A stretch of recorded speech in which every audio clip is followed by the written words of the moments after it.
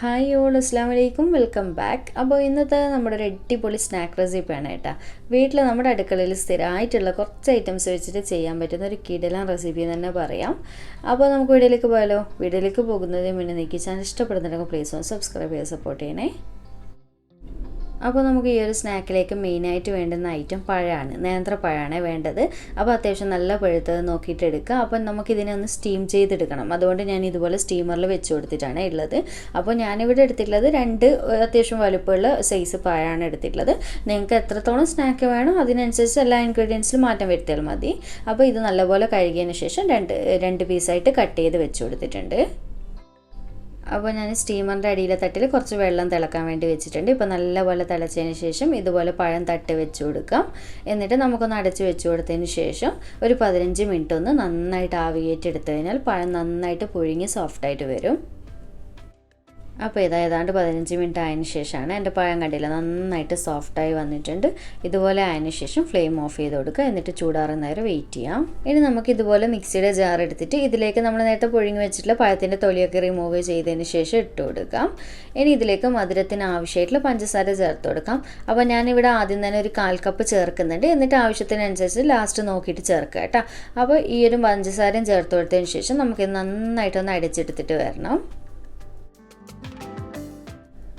അപ്പോൾ ഇതുപോലെ ഞാൻ നന്നായിട്ട് പഴം അടിച്ചെടുത്തതിന് ശേഷം ഈ ഒരു ബൗളിലേക്ക് ഒഴിച്ചു കൊടുക്കുന്നുണ്ട്. അതുപോലെ തന്നെ ചില സമയത്ത് പഴം അടിക്കാൻ കുറച്ചൊരു ബുദ്ധിമുട്ടുണ്ടാവും കേട്ടോ. അങ്ങനെയാണെങ്കിൽ ഒരു 2-3 ടേബിൾ സ്പൂണിലൊക്കെ വെള്ളം ഒഴിച്ചു കൊടുക്കുക കേട്ടോ, കുഴപ്പമൊന്നുമില്ല. അപ്പോൾ ഇതുപോലെ മൊത്തത്തിലായിട്ട് ഇട്ട് കൊടുക്കുന്നുണ്ട്. ഇനി നമുക്കിതിലേക്ക് കുറച്ച് ഐറ്റംസും കൂടി ചേർത്ത് കൊടുക്കാം. അപ്പോൾ ആദ്യം തന്നെ 1/2 കപ്പ് അളവിൽ തേങ്ങ ചിരകിയത് ചേർത്ത് കൊടുക്കുന്നുണ്ട്. ഇനി നമുക്കിതിലേക്ക് 2 നുള്ളി ഉപ്പ് ചേർത്ത് കൊടുക്കുന്നുണ്ട്, ഈ ഒരു മധുരം ഒന്ന് ബാലൻസ് ചെയ്യാൻ വേണ്ടിയിട്ട്. അതുപോലെ തന്നെ കുറച്ച് അണ്ടിപ്പരിപ്പും കൂടി ചേർത്ത് കൊടുക്കുന്നുണ്ട്. ഇതൊട്ടും നിർബന്ധമൊന്നും ഇല്ല കേട്ടോ, കയ്യിലുണ്ടെങ്കിൽ മാത്രം മതി. ഇടയ്ക്ക് ഇത് കടിക്കുന്ന സമയത്ത് നല്ല ടേസ്റ്റാണ്. ഇനി ഇതിലേക്ക് ഒരു 1/4 ടീസ്പൂണോളം ഏലക്ക പൊടി ചേർത്ത് കൊടുക്കുന്നുണ്ട്. അഥവാ ഏലക്ക പൊടി ഇല്ലയെന്നുണ്ടെങ്കിൽ നിങ്ങൾ പഴം നേരത്തെ അടിച്ചെടുത്തല്ലോ, ആ ഒരു സമയത്ത് ഏലക്ക മുഴുവനായിട്ട് ചേർത്ത് കൊടുക്കുക. അതിൻ്റെ തൊലി മാത്രം റിമൂവ് ചെയ്തിട്ട് കുരു ചേർത്ത് കൊടുത്തിട്ട് നന്നായിട്ടൊന്ന് അരച്ചെടുത്താൽ മതി കേട്ടോ ആ ഒരു സമയത്ത്. ഇനി നമുക്കിതിലേക്ക് വേണ്ടുന്നത് അരിപ്പൊടിയാണ് കേട്ടോ. നമ്മുടെ പത്തിരി ഇടിയപ്പത്തിൻ്റെ ഒക്കെ പൊടി ഉണ്ടല്ലോ, ഏതായാലും കുഴപ്പമില്ല, ആ ഒരു പൊടി എടുക്കുക. എന്നിട്ട് അത് ഞാനിപ്പോൾ 1 കപ്പല്ലേ എടുത്തിട്ടുള്ളത്, അത് മൊത്തത്തിൽ തന്നെ ആദ്യം തന്നെ ചേർക്കുന്നില്ല. ആദ്യം 1/2 കപ്പ് ചേർത്ത് കൊടുക്കുന്നുണ്ട്. എന്നിട്ട് നന്നായിട്ടൊന്ന് മിക്സ് ചെയ്ത് കൊടുക്കുന്നുണ്ട്. എന്നിട്ട് ആവശ്യത്തിനനുസരിച്ച് നോക്കിയിട്ടാണ് ചേർത്ത് കൊടുക്കുന്നത്. എപ്പോഴും ശ്രദ്ധിക്കുക, ഞാനെടുത്ത അതേ അളവായിരിക്കില്ല നിങ്ങൾക്ക് അരിപ്പൊടി എടുക്കുമ്പോൾ ഈ ഒരു സ്നാക്ക് ഉണ്ടാക്കുന്ന സമയത്ത്. കാരണം നിങ്ങളുടെ പഴത്തിൻ്റെ വലുപ്പമൊക്കെ വ്യത്യാസം ഉണ്ടാവുമല്ലോ, അതിനനുസരിച്ചിട്ട് വ്യത്യാസം വരും അരിപ്പൊടിയിൽ. അങ്ങനെയാണെങ്കിൽ കൂട്ടോ കുറക്കൊക്കെ ചെയ്യണം കേട്ടോ. അപ്പോൾ ആദ്യം തന്നെ ഞാൻ 1/2 കപ്പ് ചേർത്തിട്ട് ഇതുപോലെ നന്നായിട്ട് മിക്സ് ചെയ്ത് കൊടുക്കുന്നുണ്ട്. അതുപോലെ തന്നെ ഈ ഒരു സമയത്ത് മിക്സ് ചെയ്ത് കഴിഞ്ഞാൽ നിങ്ങൾക്ക് മനസ്സിലാവും കേട്ടോ എത്രത്തോളം മധുരം കുറവുണ്ട് എന്നുള്ളത്. അങ്ങനെയാണെങ്കിൽ നിങ്ങൾ പഞ്ചസാര വീണ്ടും മിക്സിയുടെ ജാറിലേക്ക് ഇട്ട് കൊടുത്തിട്ട് ഒന്ന് പൊടിച്ചെടുക്കുക, എന്നിട്ട് ചേർത്ത് കൊടുക്കുക. അപ്പോൾ നന്നായിട്ട് മിക്സ് ആയിക്കോളും. അപ്പോൾ ഞാൻ മൊത്തത്തിലായിട്ട് അരിപ്പൊടി വീണ്ടും ഇട്ടിട്ട് ഒന്ന് മിക്സ് ചെയ്ത് കൊടുക്കുന്നുണ്ട്. എനിക്കിപ്പോൾ ഈ ഒരു മാവിലേക്ക് 1 കപ്പ് അരിപ്പൊടിയാണ് കേട്ടോ കറക്റ്റ് എന്ന് പറയുന്നത്. നിങ്ങൾക്ക് ചിലപ്പോൾ 3/4 കപ്പായിരിക്കാം, ചിലപ്പോൾ 1/4 കപ്പായിരിക്കാം. അതൊക്കെ നിങ്ങൾ എടുക്കുന്ന പഴത്തിൻ്റെ വലുപ്പത്തിനനുസരിച്ച് വ്യത്യാസം വരും. അതുപോലെ തന്നെ നിങ്ങൾക്ക് ഇഷ്ടമുള്ള നട്ട്സൊക്കെ ചേർത്ത് കൊടുക്കുക കേട്ടോ. ഞാനിപ്പോൾ അണ്ടിപ്പരിപ്പ് മാത്രമേ ചേർത്തുന്നുള്ളൂ. നിങ്ങളുടെ ടേസ്റ്റിനനുസരിച്ച് അതൊക്കെ മാറ്റം വരുത്താം. പിന്നെ മുന്തിരിയൊക്കെ ഉണ്ടെന്നുണ്ടെങ്കിൽ അതൊക്കെ ചേർക്കുക കേട്ടോ, നല്ല ടേസ്റ്റാണ്. എന്നിട്ട് നന്നായിട്ട് ഇതുപോലെ മിക്സ് ചെയ്ത് കൊടുത്തിട്ടുണ്ട്. ഇനി നമുക്കിതിലേക്ക് മെയിനായിട്ടൊരു ടേസ്റ്റ് കൊടുക്കുന്ന ഇൻഗ്രീഡിയൻറ്റും കൂടി ചേർക്കാനുണ്ട്, നെയ്യ്.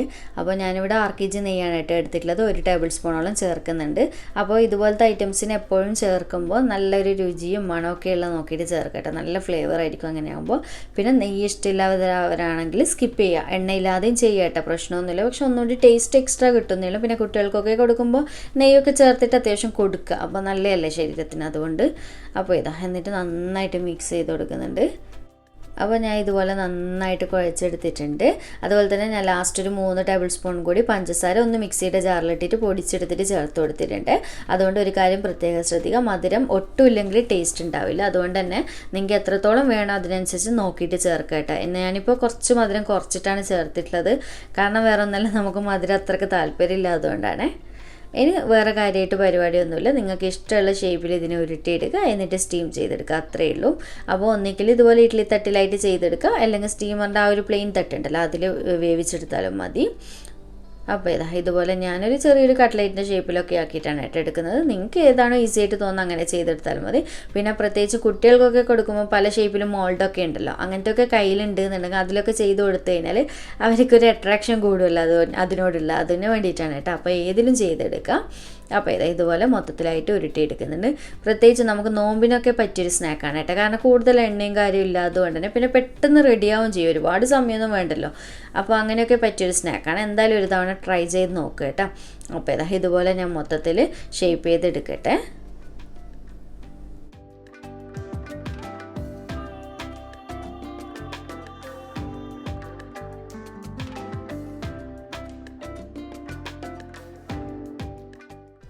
അങ്ങനെ ഞാൻ മൊത്തത്തിൽ ഇതുപോലെ ഉരുട്ടിയെടുത്തിട്ടുണ്ട്. അപ്പോൾ ഞാനിത് ഈ ഇഡ്ഡലി തട്ടിൽ എൻ്റെ സ്റ്റീമറിൻ്റെ തട്ടിലേക്ക് തന്നെ മാറ്റി കൊടുക്കാനായിട്ട്. കാരണം വേറൊന്നുമല്ല, എൻ്റെത് നിങ്ങൾക്ക് കാണുമ്പോൾ തന്നെ മനസ്സിലാവും അത്യാവശ്യം വലുപ്പമുള്ള സൈസ് സ്റ്റീമറാണ്. പിന്നെ ഞാൻ നിങ്ങൾക്കും കൂടി ഒന്ന് കാണിച്ചു തരാൻ വേണ്ടിയിട്ട് ഇങ്ങനെ 2 രീതിക്കും ചെയ്യാന്നുള്ള രീതിക്കൊന്ന് കാണിച്ചു തന്നെയാണ്. പിന്നെ ഒന്ന് ഫോട്ടോ ഒക്കെ എടുക്കാനും കൂടി വേണ്ടിയിട്ട് അപ്പോൾ ഇത്രയേ ഉള്ളൂ. അപ്പോൾ ഇതുപോലെ ഈ സ്റ്റീമറിൻ്റെ തട്ടിൽ തന്നെ മൊത്തത്തിൽ വെച്ചിട്ട് ഒന്ന് നന്നായിട്ട് വേവിച്ചെടുത്താൽ മതി. ഇത്രയേ ഉള്ളൂ സിമ്പിൾ പരിപാടിയാണ്. അപ്പോൾ ഞാൻ ഇതുപോലെ സ്റ്റീമറിൽ വെള്ളമൊക്കെ തിളച്ച് വന്നതിന് ശേഷം ഇതുപോലെ തട്ടെടുത്ത് വെച്ച് കൊടുത്തിട്ടുണ്ട്. ഇനി നമുക്കിതൊന്ന് അടച്ച് വെച്ച് കൊടുക്കാം. ഇനി നമുക്കിതൊരു 10 മുതൽ 12 മിനിറ്റ് വരെ ഒന്ന് വേവിച്ചെടുക്കണം. ഒരു മീഡിയം ഫ്ലെയിമിൽ ഇട്ടിട്ട് ചെയ്താൽ മതി. കാരണം ഒരുപാട് സമയം വേവേണ്ട ആവശ്യമില്ല, ജസ്റ്റ് ഒന്ന് ആ ഒരു അരിപ്പൊടി മാത്രമേ വേവാനുള്ളൂ. നമ്മുടെ പഴവും കാര്യങ്ങളൊക്കെ ഓൾറെഡി വെന്തതാണല്ലോ. അപ്പോൾ ഒരു 10 മിനിറ്റ് വരെ വെയിറ്റ് ചെയ്യാം. അപ്പോൾ ഇത്രയേ ഉള്ളൂ. 10 മിനിറ്റൊക്കെ കഴിഞ്ഞതിന് ശേഷം ഞാൻ ഫ്ലെയിം ഓഫ് ചെയ്ത് കൊടുക്കുകയാണ്. നല്ലപോലെ വെന്തിട്ടുണ്ട് പെട്ടെന്ന് തന്നെ വെന്തോളും. അപ്പോൾ ഇത്രയേ ഉള്ളൂ, നമ്മുടെ അടിപൊളി പഴം കൊണ്ട് ചെയ്യാൻ പറ്റുന്ന കിടിലൻ സ്നാക്ക് റെഡി ആയിട്ടുണ്ട്. സിമ്പിളല്ലേ ചെയ്യാനായിട്ട്, എല്ലാവർക്കും എപ്പോഴും നമ്മുടെ അടുക്കളയിൽ ഉണ്ടാവുന്ന ഐറ്റംസ് വെച്ചിട്ട് ചെയ്തിട്ടുള്ള ഐറ്റം തന്നെയാണ്. പ്രത്യേകിച്ച് നമ്മുടെ ഉന്നക്കായുടെ ചെറിയൊരു വേർഷൻ മാറ്റുമെന്നും വേണ്ടിക്ക് പറയട്ടെ. ടേസ്റ്റൊക്കെ നല്ല ടേസ്റ്റാണ്. ഞാൻ നേരത്തെ പറഞ്ഞ പോലെ തന്നെ നോമ്പിനൊക്കെ ഉണ്ടാക്കാൻ പറ്റിയൊരു ഐറ്റം കൂടിയാണ്. കാരണം എണ്ണ കൂടുതലായിട്ട് എല്ലാവർക്കും ഇഷ്ടപ്പെടണമെന്നില്ല, അങ്ങനത്തെ അവർക്കൊക്കെ പറ്റിയൊരു ഐറ്റമാണ് അപ്പോൾ ഒരു തവണയെങ്കിലും ഒന്ന് ട്രൈ ചെയ്തിട്ട് ഫീഡ്ബാക്ക് അറിയിക്കുക. വീഡിയോ ഇഷ്ടമായിട്ടുണ്ടെന്നുണ്ടെങ്കിൽ ലൈക്ക് ചെയ്യാനും ചാനൽ സബ്സ്ക്രൈബ് ചെയ്യാനും മാക്സിമം ഒന്ന് ഷെയർ ചെയ്ത് കൊടുക്കാനും മറക്കല്ലേ. അപ്പോൾ വീണ്ടും ഒരു അടിപൊളി വീഡിയോ ആയിട്ട് കാണാം. താങ്ക്